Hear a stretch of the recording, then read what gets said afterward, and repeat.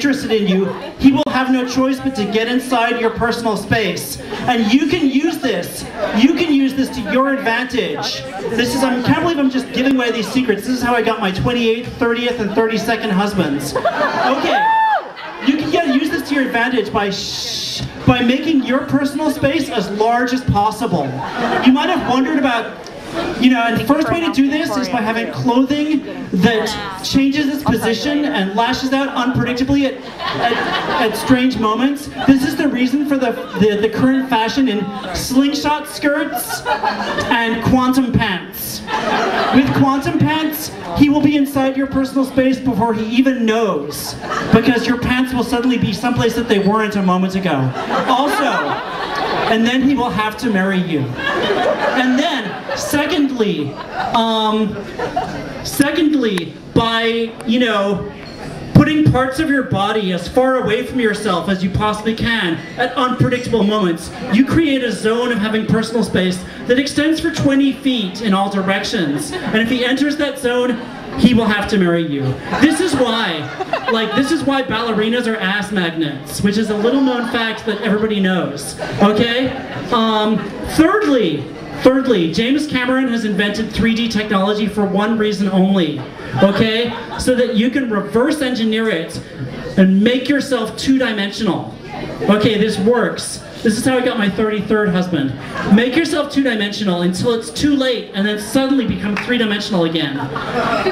And if you do this right, he will find himself expressing romantic interest in you in ways that he did not particularly intend, and then he will have to marry you.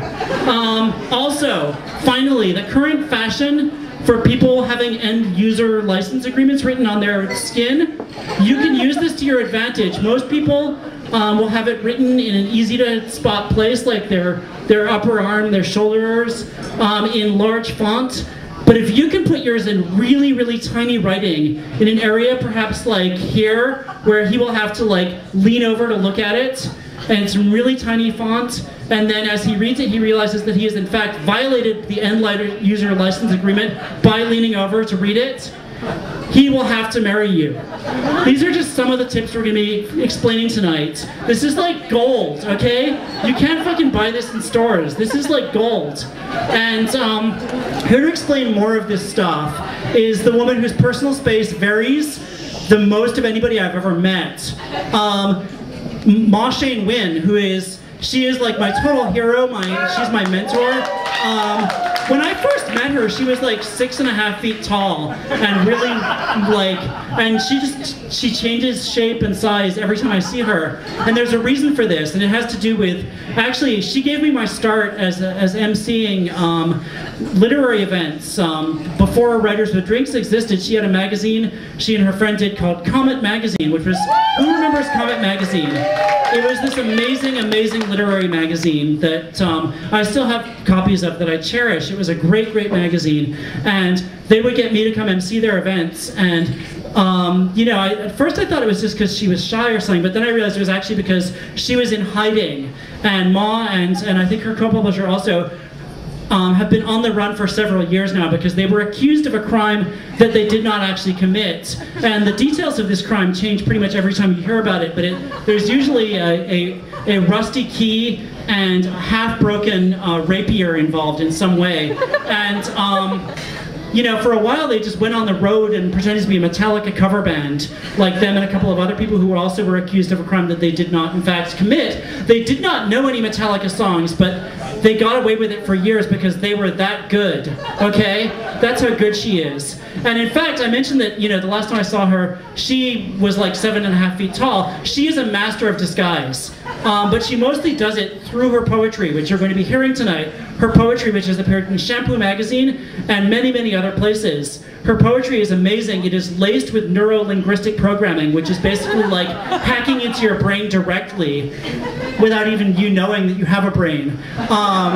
She's that good, and she'll be programming half of you. You'll think that she had an eye patch. The other half will think that she had like a large, like twirly mustache. She's like programming you all to remember different things about her appearance through her poetry, and you won't even realize it's happening as it happens. But also, because she's on the run for like the crime that she did not commit, if you have a problem that nobody else can solve, Maw Shein Win will solve it. She is known as the Trouble Cracker.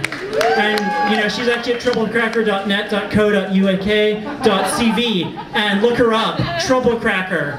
If the Belgian ambassador goes missing, which he regularly does because he gets confused, if a man forgets that he has a mouth, anything, Maw Shein Win solves problems that nobody else can solve, partly through using her amazing neuro-linguistic poetry to get inside the mind of the perpetrator. So, please welcome the amazing, the unstoppable Maw Shein Win.